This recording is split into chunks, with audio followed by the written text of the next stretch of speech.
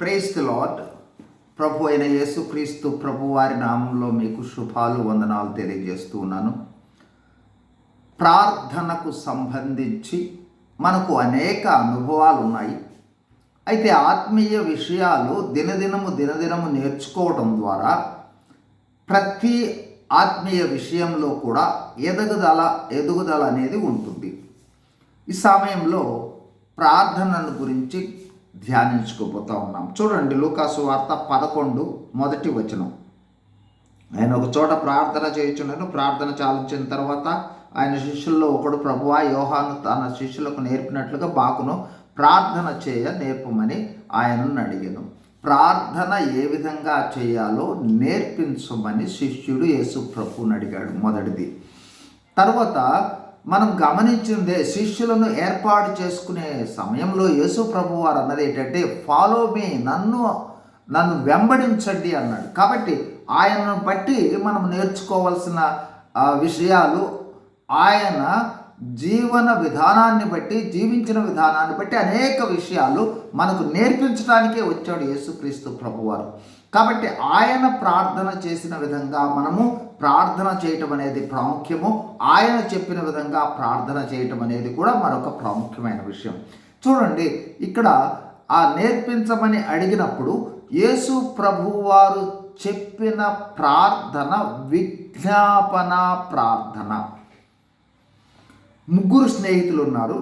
ఒక స్నేహితుడు రెండవ స్నేహితుడి దగ్గరకు వచ్చాడు మధ్యరాత్రిలో. ఆ మొదటి స్నేహితుడికి రెండవ స్నేహితుడు పెట్టడానికి ఏమీ లేదు, తినటానికి. అప్పుడు రెండవ స్నేహితుడు మూడవ స్నేహితుని దగ్గరకు వచ్చి, నాకు మూడు రొట్టెలు ఇవ్వమని అడుగుతూ ఉన్నాడు. చూడండి, ఇప్పుడు చదువుతాను. చూడండి, 5వ వచనం. మరియు ఆయన వారితో ఇట్లా, మీరు ఎవరికైనా ఒక స్నేహితుడు ఉండగా అతడు అర్ధరాత్రి వేళ ఆ స్నేహితుని యొద్దకు వెళ్ళి, స్నేహితుడా, నాకు 3 రెట్లు బదులిమ్ము, నా స్నేహితుడు ప్రయాణం చేయొచ్చు మార్గంలో నా యొద్దకు వచ్చి ఉన్నాడు, అతనికి పెట్టుటకు నా యొద్ద ఏమీ లేదని అతనితో చెప్పటాన్ని గురించి చెప్పాడు. ఆ తర్వాత ప్రార్థనకు సంబంధించి 8వ వచనంలో అంటాడు, తన స్నేహితుడైనందున లేచి ఇవ్వకపోయినను అతడు సిగ్గుమాలి మాటికి అడుగుట వలన లేచి అతనికి కావలసినవన్నీ ఇచ్చును. అట్లా రెండవ స్నేహితుడు మూడవ స్నేహితుడికి దగ్గరకు వచ్చాడు. అయితే అతను రిపీటెడ్గా అడగటం చేత ఆయన లేచి అడిగిన 3 రొట్టెలు ఇచ్చినట్లుగా చెప్పడం జరుగుతుంది. ఇక్కడ ఈ సందర్భంలో మనం జ్ఞాపకం చేసుకునేది ఏంటంటే, అవసరము మొదటి స్నేహితునికి, రొట్టెల కోసం వచ్చింది రెండవ స్నేహితుడు. అంటే మొదటి అతని కోసం రెండవ అతను వచ్చి మూడవ అతనిని ప్రాధేయపడతా ఉన్నాడు. సిగ్గుమాలి మరీ అడగటం అంటే దీనిని విజ్ఞాపన. మొదటి అతని కోసం రెండో అతను అడుగుతున్నాడు అనమాట. విజ్ఞాపన ప్రార్థన. ఈ విజ్ఞాపన ప్రార్థన అనేది మనకు అత్యంత ప్రాముఖ్యమైన విషయం. మన ప్రార్థనలో విజ్ఞాపన అంటే ఇతరుల కోసం, అంటే సంఘస్థుల కోసం, బంధువుల కోసం, రక్త సంబంధుల కోసం, ఇతరుల కోసం, రక్షింపబడని వారి కోసము, వీళ్ళందరి కోసం, అధికారుల కోసము, రాజుల కోసం, వీళ్ళందరి కోసము ప్రార్థన చేయవలసిన అవసరం ఉన్నది అనే విషయాన్ని మొట్టమొదటిగా జ్ఞాపకం చేస్తూ ఉన్న విషయం. మీరు గమనించినట్లయితే యేసుక్రీస్తు ప్రభువారి ప్రార్థనలన్నీ కూడా దాదాపుగా విజ్ఞాపన ప్రార్థనలే. అట్లాగే పౌలు భక్తుడు చేసే ప్రార్థన కూడా, మీకోసము, సంఘాల కోసము నేను ప్రార్థన చేస్తా ఉన్నాను అంటాడు. కాబట్టి విజ్ఞాపన ప్రార్థన అనుభవము మనకు ఎంత ఉన్నది. మన ప్రార్థన మన గృహానికి, మన కుటుంబ సభ్యులకే పరిమితమై ఉన్నట్లయితే ప్రార్థనల అనుభవంలో ఇంకా ఎదగవలసిన అవసరం ఉంది. చూడండి, తిమోతికి రాసిన మొదటి పత్రిక 2వ అధ్యాయం మొదటి 2 వచనం. మనము సంపూర్ణ భక్తియు మానవతయు కలిగి నెమ్మదిగాను సుఖంగాను బ్రతుకు నిమిత్తం అన్నిటికంటే ముఖ్యంగా మనుషులందరి కొరకును, రాజుల కొరకును, అధికారులందరి కొరకును విజ్ఞాపనములను, ప్రార్థనలను, యాచనలను, కృతజ్ఞతాస్తుతులను చెల్లించవలనని హెచ్చరించుచున్నాను. ప్రజలందరి కోసం చేయాలి. మనం రక్షింపబడని వాళ్ళ కోసం, ప్రజలందరి కోసం, రాజుల కోసం, అధికారుల కోసం, రాజకీయ నాయకుల కోసం, ప్రభుత్వాధికారుల కోసము, మన సంఘంలో ఉన్న వాళ్ళ కోసము, అట్లాగే మన మన పట్టణంలో అందరి కోసం, మన దేశంలో ఉన్న వాళ్ళకి అందరి కోసం ప్రార్థన చేయటం. ఇది మన ప్రార్థనలో ఎక్కువ భాగం, ప్రాముఖ్యమైన భాగంగా ఉండాలి. ఎందుకోసమంటే మనము చేసిన విజ్ఞాపన ప్రార్థనల ద్వారా అనేకులు మేలు పొందుతారు. ఆ పొందిన మేళ్లను బట్టి రేపు యేసుక్రీస్తు ప్రభు యొక్క న్యాయ సింహాసనము వద్దకు వెళ్ళినప్పుడు మనము చేసిన విజ్ఞాపన ప్రార్థన ద్వారా పొందిన మేళ్లను బట్టి మనం బహుమానాలు తీసుకునే వాళ్ళకు ఉంటాం. కాబట్టి మన ప్రార్థనలో విజ్ఞాపన ప్రార్థన ఒకటి ప్రాముఖ్యమైనది. తర్వాత ఇంకొక విషయాన్ని జ్ఞాపకం చేస్తాను. చూడండి, యోహాను సువార్త 11వ అధ్యాయం. ఇది వాస్తవంగా లాజరు మరణించిన తరువాత యేసు ప్రభువు వారు ఆ లాజరు మరణించిన సమాధి వద్దకు వచ్చినప్పుడు చేసిన ప్రార్థన ఇది. ఇక్కడ 42వ వచనం, 11:42 యోహాను, నీవు ఎల్లప్పుడూ నా మనవి వినుచున్నావని నేను ఎరుగుదును, కానీ నీవు నన్ను పంపితేవని చుట్టూ నిలిచి ఉన్న ఈ జనసమూహం నమ్మునట్లు వారి నిమిత్తమై ఈ మాట చెప్పితను. రెండవది, నీవు ఎల్లప్పుడూ నా మనవి వినుచున్నావని నేనెరుగుదును. ఇప్పుడు మన ప్రార్థన అనుభవంలో కూడా మనకు ఉండవలసిన రెండవ ప్రాముఖ్యమైన విషయం ఏంటంటే, మనము చేయు ప్రతి ప్రార్థన ఆయన వింటూ ఉన్నాడు. మనం చేయు ప్రతి ప్రార్థన కూడా ఆయన వినేవాడుగా ఉండటం జరుగుతుంది. ఈ సమయంలో ఒక 2 వచనాలను మనం మొదట ఒక వచనం జ్ఞాపకం చేసుకుని చూడండి. ద్వితీయోపదేశకాండము 4వ అధ్యాయము 7వ వచనం. ఏలయనగా మనము ఆయనకు మొరపెట్టినప్పుడల్లా మన దేవుడైన యెహోవా మనకు సమీపముగా ఉన్నట్లు మరి ఏ గొప్ప జనమునకు ఏ దేవుడును సమీపంగా లేడు. ఈ వాక్యాన్ని మనం గమనించినట్లయితే ఇశ్రాయేలీయులకు అతి సమీపముగా దేవుడు ఉన్నట్లుగా చూస్తూ ఉన్నాం. మరి నేడు రక్షింపబడిన విశ్వాసులముగా మనకెంత దూరంలో ఉన్నాడు గమనించండి. ఎప్పుడైతే మనము రక్షణ అనుభవంలోనికి వచ్చామో అప్పుడే, అనగా అపోస్తలుల కార్యములు 2:38 ప్రకారము, అంటే పేతురు మీరు మారు మనస్సు పొంది పాప క్షమాపణ నిమిత్తమై యేసుక్రీస్తు నామమున బాప్తిస్మము పొందుడి, అప్పుడు మీరు పరిశుద్ధాత్మ అను వరమును పొందుదురు. అంటే పరిశుద్ధాత్ముడు రక్షింపబడిన వెంటనే మనలోనికి వచ్చాడు. రెండవదిగా చూడండి, రోమీయులకు రాసిన పత్రిక రోమా 8:9, దేవుని ఆత్మ మీలో నివసించి ఉన్న ఎడల మీరు ఆత్మ స్వభావం గలవారే కానీ శరీర స్వభావం గలవారు కారు. అంటే మనము ఆత్మ సంబంధం కాబట్టి మనలో దేవుని ఆత్మ ఉంది.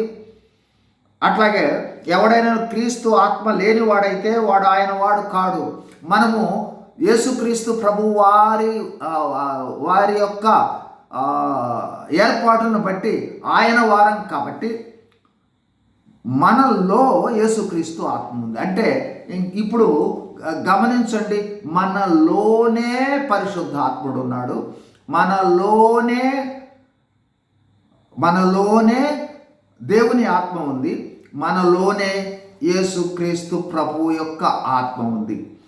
ఇప్పుడు గమనించండి, నీవు ఎల్లప్పుడూ నా మనవి వినుచున్నావనే అని యేసు ప్రభు వారు అంటా ఉన్నాడు.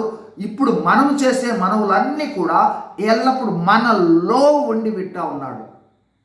ఇశ్రాయేలీయులకు సమీపముగా ఉన్నాడు, మనకైతే మనలోనే ఉన్నాడు. కాబట్టి ఆయన మనలో ఉన్నాడు, మనం ప్రార్థించే ప్రతి ప్రార్థన వినేవాడు. యెషయా గ్రంథం ఇప్పుడు 65, యెషయా 65:24 వారికి ఇలాగున జరుగును, వారు వేడుకొనక మునుపు నేను ఉత్తరం ఇచ్చేదను, వారు మనవి చేయుచుండగా నేను ఆలకించదను. వేడుకోవాల్సినంత అవసరం లేదు, వేడుకొనుచుండగా, మనవి చేయుచుండగా. కాబట్టి ఆయన మనలోనే ఉన్నాడు, మనతోనే ఉన్నాడు. మన ప్రార్థన ఆయన ఎల్లప్పుడూ ఆలకించేవాడుగా ఉండటం జరుగుతుంది. చాలా సమయాలలో మనం చేసే ప్రార్థన ఎక్కడో ఉన్నాడు దేవుడు అన్నట్లుగా చేస్తూ ఉంటాం. ఆ ప్రార్థనే మనకు అర్థమవుతూ ఉంటుంది. ఎక్కడో ఉన్నాడు, ఎక్కడో ఉన్నాడు. ఆయన ఎక్కడో కాదు, నీలోనే ఉన్నాడు, నీతోనే ఉన్నాడు. ఆయన నిన్ను విడవడు, నిరంతరం ఉంటాడు. వాడు వేడుకోకముందే తెలుసు ఆయనకి. కాబట్టి ఆ విధమైన యేసుక్రీస్తు ప్రభువుకు ఏ విధమైన అనుభవం ఉన్నదో ఆ అనుభవంలో మనము కూడా ఎదగవలసిన వాళ్ళంలోనే ఉన్నాడు. ఎక్కడో ఉన్నాడు అని ప్రార్థన చేసే అనుభవంలో నుండి బయటకు వచ్చేసేయండి. చాలాసార్లు ఎక్కడో ఉన్నట్లుగా చేస్తూ ఉంటాం. ఎక్కడో కాదు, మనలోనే ఉన్నాడు, మనతోనే ఉన్నాడు, మన చుట్టూ ఉన్నాడు. ఇక మూడవ విషయాన్ని ఈ మూడవ విషయాన్ని జ్ఞాపకం చేసి నేను ముగించేస్తాను. చూడండి, లూకాసు వార్త 22:42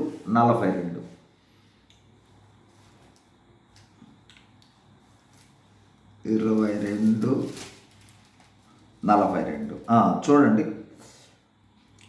తండ్రి, ఈ గిన్నె నా యొద్ద నుండి తొలగించుటకు నీ చిత్తమైతే తొలగించుము, అయినను నా ఇష్టము కాదు, నీ చిత్తమే సిద్ధించుగాక అని ప్రార్థించెను. చూడండి, ఇది ఒక గొప్ప అద్భుతమైన అనుభవం. మన ప్రార్థన ఎప్పుడు కూడా ప్రభువా నాకు అది కావాలి, ఇది కావాలి అని అడుగుతూ ఉంటాం. నాకు అవసరం ఉంది, నాకు ఈ కష్టం ఉంది, నా యొక్క ఇబ్బంది అడగటంలో తప్పేం లేదు. అయితే దేవునిని గురించిన గ్రహింపు కలిగిన వాళ్ళమైతే మనకేది కావాలో ఆయనకు తెలుసు, మనకేది ఇవ్వాలో ఆయనకు తెలుసు, ఏది ఇవ్వకూడదో ఆయనకు తెలుసు. కాబట్టి మనము అడిగినవన్నీ కూడా యేసుక్రీస్తు ప్రభు వాస్తవానికి నీ చిత్తమైతే అనే మాటను మనం గమనించినట్లయితే బహుశ్రమలలోనికి వెళ్ళబోతా ఉన్నాడు, శిలువ మరణం కోసం వెళ్ళబోతా ఉన్నాడు. అయినా నీకిష్టమైతే ఈ పాత్రను నా వద్ద నుండి తొలగించు. అంటే మన ప్రార్థనలో కూడా దేవుని చిత్తానికి అప్పగించుకోవటం అనేది ప్రాముఖ్యమైన సత్యం. చాలాసార్లు మనము దేవుని చిత్తానికి అప్పగించుకోము. మన మనవులు ఆయన తీర్చాలనే ఆలోచనలోనే ఉంటాము, కానీ ఆ అనుభవంలోనికి చాలాసార్లు రాము. అయితే మనం గమనించవలసిన విషయం, ఆయన మనలో ఉండి మన అవసరాలు చూస్తూ మనకు ఏది మేలుకరమో అది దయచేయటానికి సిద్ధంగా ఉన్నాడు.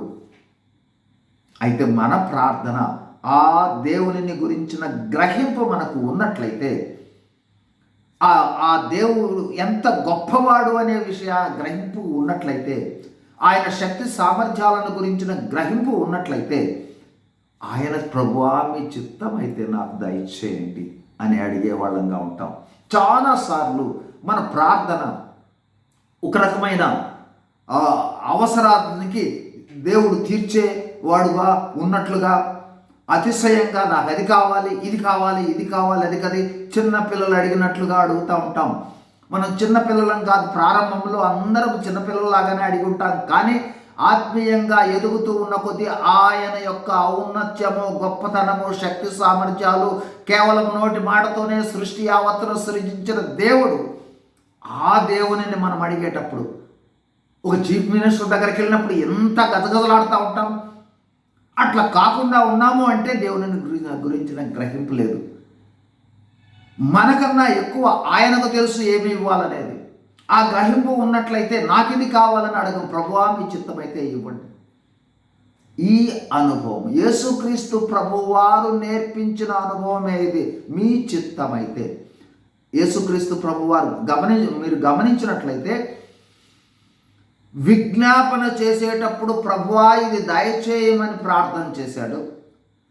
తన వరకు వచ్చి తన కోసం ప్రార్థన చేసేటప్పుడు మీ చిత్తమైతే మనం కూడా అదేవిధంగా విజ్ఞాపన చేయాల్సి ఇతరుల కోసం ప్రార్థన చేసేటప్పుడు ప్రభువా వాళ్ళు చాలా కష్టాల్లో ఉన్నారు, ఇబ్బందుల్లో ఉన్నారు, దయచేసి సహాయం చేయండి అని అడుగుట.